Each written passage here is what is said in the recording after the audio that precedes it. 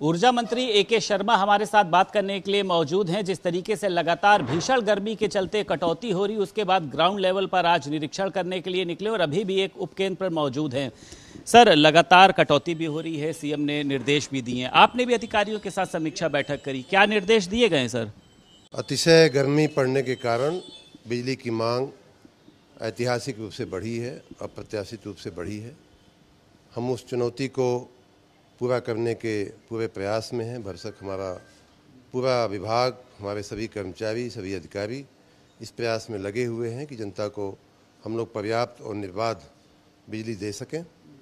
उसी कड़ी में मध्यांचल की ऑफिस में मैं पिछली साल भी आया, इसी समय लगभग 1 साल पहले आकर के कई घंटे मैंने समीक्षा किया था।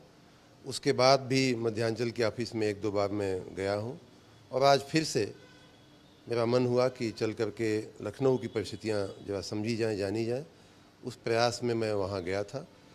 साथ ही अधिकारियों के साथ बात करने के बाद मेरा मन हुआ कि औचक एक किसी सब स्टेशन का निरीक्षण किया जाए। तो उसके लिए भी मैं अभी वर्तमान में यहाँ महानगर के इस सब स्टेशन पे मैं खड़ा हूँ। इसके पहले भी मैं सब स्टेशन पे 5 दिन पहले भी मैं दूसरे जगह पे गया था। मेरी आदत है जब चुनौती हो तो कार्यस्थल पे पहुंच करके ही उसकी देखरेख किया जाए, समीक्षा किया जाए। मुझे आशा ही नहीं, पूर्ण विश्वास है कि अपने कर्मचारियों के परिश्रम और पुरुषार्थ से हम इस बढ़ी हुई मांग को पूरा करने में पूर्णतः सफल होंगे। कई जगहों से सर ट्रांसफार्मर जलने की शिकायत भी सामने आ रही, तो आपको लगता है कि कुछ जो है अधिकारी हैं या कर्मचारी हैं लापरवाही करें, उन पर सर कार्रवाई बनती है? ट्रांसफार्मर जलने के पीछे कई कारण होते हैं। उसमें एक कारण कर्मचारी की लापरवाही भी होता है।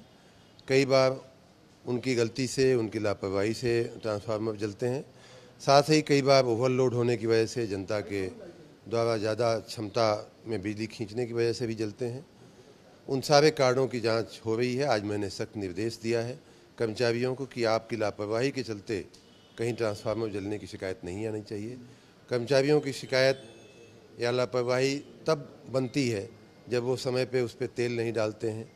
तेल नहीं डालने की वजह से ट्रांसफार्मर गर्म हो जाते हैं और जल जाते हैं। कई बार फ्यूज वायर ठीक से नहीं लगाते हैं, डायरेक्ट कर देते हैं, वो भी एक कारण होता है। कई बार उसका रखरखाव, मेंटेनेंस ठीक से नहीं करते। ये सारे कारण होते हैं जिनमें कर्मचारियों की गलती होती है। एक आदेश जारी किया है कि जिनका बिजली का कनेक्शन कटा, यानी जो गरीब लोग हैं जो कनेक्शन के पैसे नहीं दे सकते, 100 रुपए में बिजली उनका कनेक्शन जोड़ा जाएगा सर। 1 किलोवाट तक के जो छोटे उपभोक्ता हैं, गरीब उपभोक्ता हैं, उनकी समस्याओं को देखते हुए हमने ये निर्णय पिछले साल ही लिया था कि अगर कोई व्यक्ति अपने पूरे बिल का भुगतान नहीं कर सकता है तो आंशिक भुगतान कर दे। और वो आंशिक भुगतान भी मात्र 100 रुपया करके ये खाली बता दे कि मैं यहाँ हूँ, मैं कंज्यूमर हूँ आपका, मेरी कुछ परिस्थितियाँ ऐसी हैं जिसकी वजह से मैं बिल इस महीने नहीं दे पा रहा हूँ। तो 100 रुपया देने से ही उसका कनेक्शन काटा नहीं जाएगा, उसका कनेक्शन चालू रखा जाएगा। साथ में ये भी व्यवस्था दी गई थी कि अगर आपका बिल बहुत समय तक बाकी रहता है, कट जाता है, तो आप उस बिल का, बकाया बिल का 25% मतलब 1/4 दे करके आप अपना कनेक्शन तुरंत जुड़वा सकते हैं अगर टेम्पोररी डिस्कनेक्शन हुआ है तो।